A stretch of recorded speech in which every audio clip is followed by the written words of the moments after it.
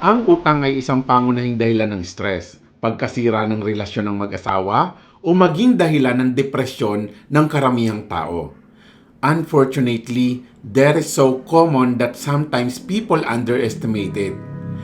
Bago pa naging uso ang pangungutang, itinuturing na immoral ang pangungutang at pagpapautang noong araw.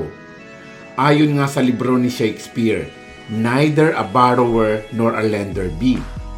Pero sa ngayon, dahil sa mga pag-aaral tungkol sa money management, marami ng paniniwala kung paano nga ba mas magiging maayos ang paggamit ng utang.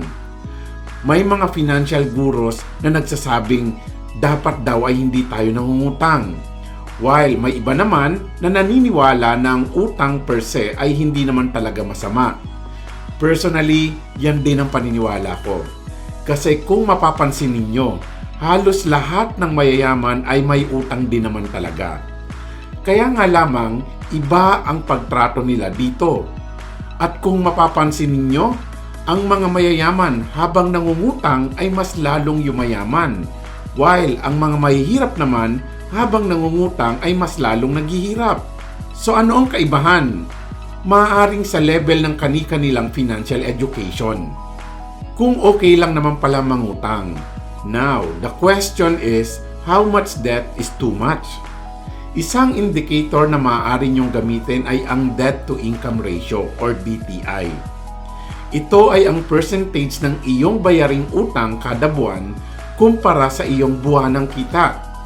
And you can compute it by dividing your total recurring monthly debt by gross monthly income.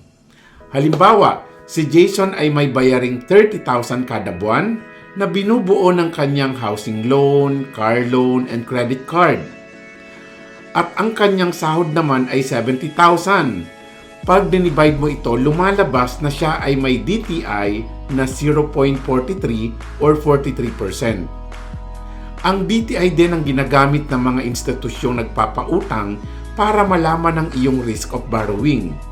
Kaya kung mas mababa ito, may malaking tsansa na ma-approve ang iyong loan at maaaring mas mababa rin ang interest na i-charge sa iyo.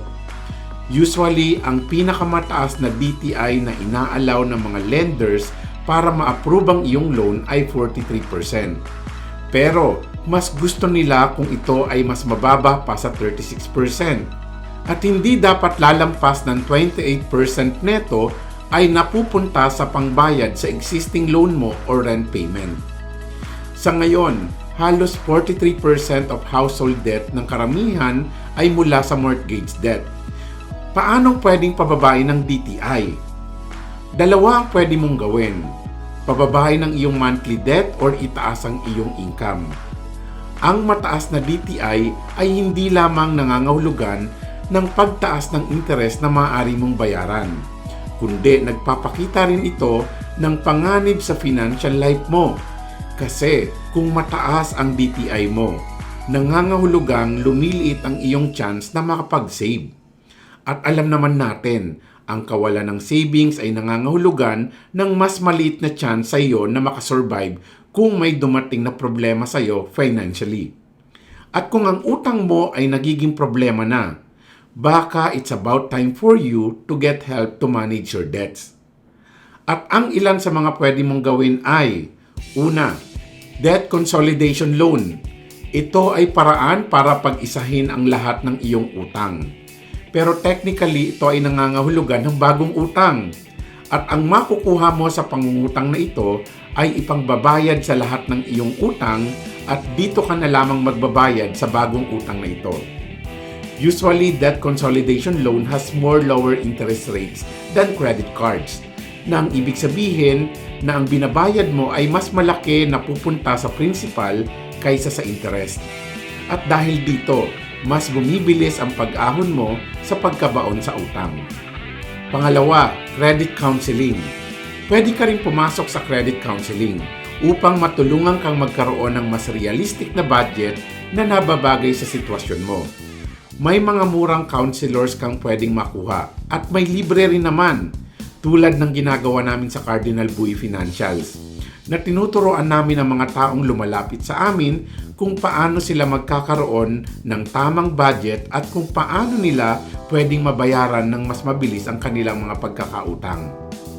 Hindi kami doon nagtatapos. Sinisigurado rin namin na matapos kang makawala sa utang, this time, tuturoan ka naman naming mag-save at mag-invest para nang sa ganon, hindi ka nababalik sa pagkakautang pa. Pangatlo, debt settlement program.